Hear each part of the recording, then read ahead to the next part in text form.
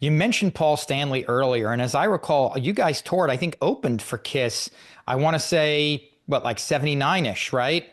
Um, Dynasty tour, yeah. yeah, so what was that like? Because I mean, that was also during their crazy years, no? It sure was. And it was totally crazy. It's like, talk about being, a musician loose on the road at, in your mid 20s and having a hit single.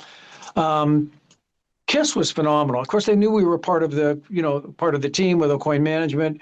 Every once in a while we'd get a sound check. It was great. But I remember one crazy story. So we were playing Madison Square Garden for 2 nights in a row, and we did our set, which was really cool. Crowd loved us, and I don't think many people on Kiss tours got encores, and maybe they weren't allowed to do them, but we did. So that was one of the things. After our set, I would usually just hang out and go walk on stage and watch the band play from, stage left. Anyway, I'm standing there with this really gorgeous young lady, about 3 or 4 feet in front of me, just watching the band. Long black hair down to her butt. So I'm like, oh, yeah, she's yeah, pretty cute, because the young rock and roll star that I am. So I walk up to her in between, a couple of the Kiss songs, and I look, I leaned over. I said, "Hey, how Was you it enjoying the show tonight?" was it Cher? She turned around, looked at me, and it was Cher, Gene's girlfriend. She turned around and looked at me with the most disgusting look, like, get away from me. It's like, so I felt like, "Pew."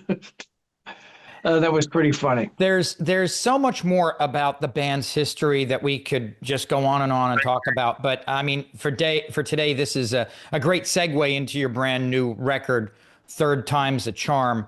First, what was the first concept idea or song or melody that started the journey towards this new record? Well, that's a really, really good question because I write constantly. So, boy, that's just going through the list of songs on my computer and listening to some of the ideas. What'll happen is that, there'll be a lyric or a melody or a drum beat, especially drum beats, because I'm a drummer first, that I just think this is amazing. I should put a song together around this. And usually what I'll do is I might start with a chorus. So if the chorus, let's say it's just like, "Oh, baby, I love you," and so maybe what I'll do is I'll harmonize to that, and I'll build a harmony around that because the choruses in all of my songs have these great harmonies. And then from there maybe I'll just sketch out a verse on a guitar and some chords, and then come up with a lyric idea for that. One of the things that I did on this album that I did a lot of that I hadn't done in my previous first two solo albums was collaboration.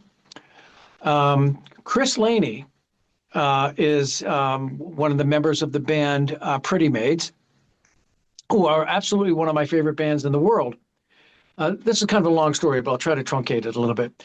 I received an email from this Chris Laney guy who I didn't know at the time. "Hey, Hirsch, I'm a big fan, and I love the stuff that you did with Vinnie Vincent. Can you tell me some of the stuff that you played on with him?" So I wrote this guy back a note. I just thought was a fan, so let's give him a response. But 6 or 8 months later, he sends me another email. Well, this is this Chris Laney guy, and there was an attachment, and it was a song. And what it was he had recorded one of Vinnie Vincent's songs as a fan tribute, and he asked me if I'd play drums on it. And at that point, I looked him up online, and lo and behold, it's Chris Laney from Pretty Maids. Pretty Maids is one of my favorite bands. I just didn't put the name with the band. So Chris Laney and I are now fast friends. And fast forward to the recording of my album, Third Time's the Charm, Chris and I co-wrote a couple of songs, and one of them is Angel in the Sky, which is actually going to be the next single that comes out. What of the new songs is really sticking out in your mind now that you've been able to sit on it for a bit? Is it one that you kind of expected would be your favorite that you didn't expect, or is that like kind of picking which child is your favorite? Well, it's kind of like picking which child, but Angel in the Sky, like we said, the first release was Don't Ever Want to Lose You, which was my cover of the New England song. And we did a video of that, and the fans, the response that I got was just tremendous. It was great to hear from, old fans and new fans about, Don't Ever Want to Lose You and their take on that. But the next song, we actually put a post out about a month ago. It's like, hey guys, which song do you think would be the best second single for Hirsch's album? And Angel in the Sky came back as a winner. And I just absolutely love that song. That's a song that Chris Laney and I co-wrote. And it's really a commercial top 40 hit single with that, I guess I would say that, like the Bon Jovi drive and the New England hello, hello, hello vibe to it. And I love the song, and I think that it was a wise choice to come out as a second single. And on Lucia, I've got to tell you, I think you really did something to that song. I can't quite put my finger on it, but the song just feels so punchy and so alive again all these years. How did you do that or go about doing that? Your comment is the same that I've heard from several people that have interviewed me. There's something about this new version. Now, a lot of people are saying, well, the old version was still, was amazing. And yeah, the original versions, even 45 years later, stands on its own. I mean, I still listen to that song, just go, Jesus, that thing is amazing. But with the new players that I've got on this album, with the, more, 21st century drum sounds that we're using, I think that Don't Ever Want to Lose You now I wanted to give this a second chance because I really believe that Don't Ever Want to Lose You should have been a top 10, if not number one hit single. For several reasons it wasn't, but we don't have to go back there. But Don't Ever Want to Lose You was just such a great song. It needed a second chance, and I'm really, really proud of everything that the folks played. Well, and I almost feel like in another timeline, that song is a number one hit immediately without question. And we were both kind of grew up in a time where you would have albums that had either concepts or themes on them. Was in your song selection, is there any through line or theme that connects the songs together, or is it based on like you said, just purely a particular element of the song that you went, you know what, I need to that deserves to be on this record for that reason?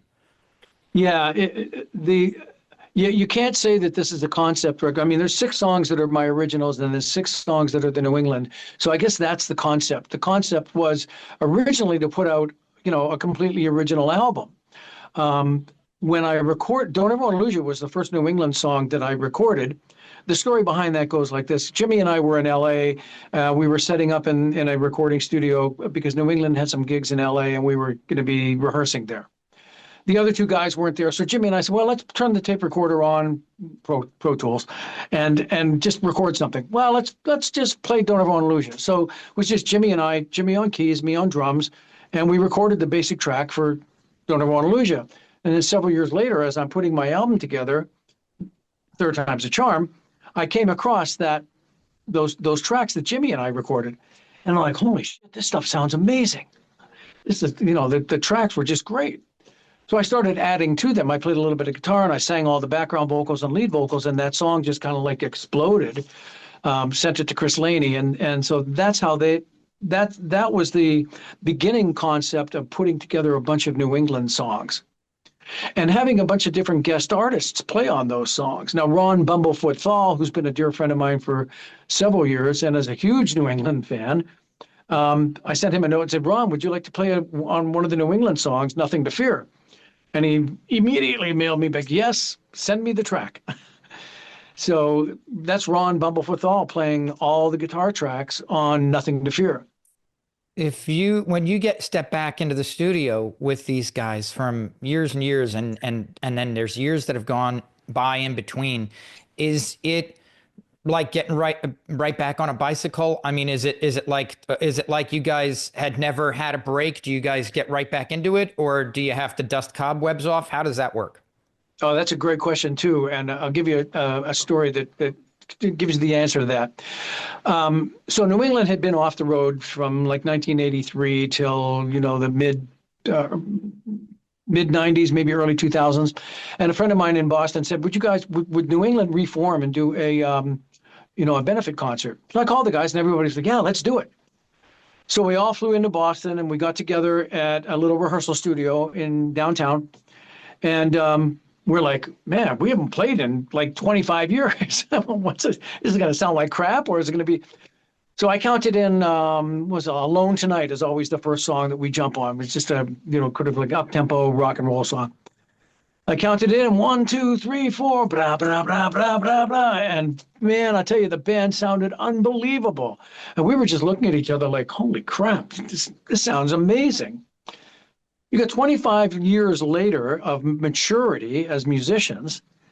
We had been rehearsing the songs on our own, so we would remember the arrangements. But just getting together in that first 5 minutes, we just looked at each other and said, wow, this is amazing. So from that day forward, once a year, we may have skipped a couple of years here and there, but we would do these gigs like once a year. We'd get together, everybody fly into Boston. We would play a bunch of gigs here in New England. We would do a couple of gigs in LA. And one year we actually went to Japan and played in Tokyo. So wow. That's, yeah. What's next on tap for you, and what else should our audience be on the lookout for? Well, I want the audience to be on the lookout for Third Time's a Charm. And basically that's what I'm doing right now is I'm trying to promote the record. There's, Deco Entertainment, they've been tremendously supportive. Love those guys. They're doing great. But a lot of the stuff basically falls on the artist these days. So I'm spending the next, 3 to 6 months promoting the record, hopefully releasing singles off the record. So what I'd love to say to the fans is, go to Spotify, order the album from Amazon, go to decoentertainment.com/Hirsh Gardner, and, buy the CD. The album exists on vinyl. Man, the vinyl sounds unbelievable. Hirsh, thank you so much for joining us today. It's been an absolute pleasure. Thanks a lot, man. You have yourself a great day. You too. Ladies and gentlemen, Hirsh Gardner.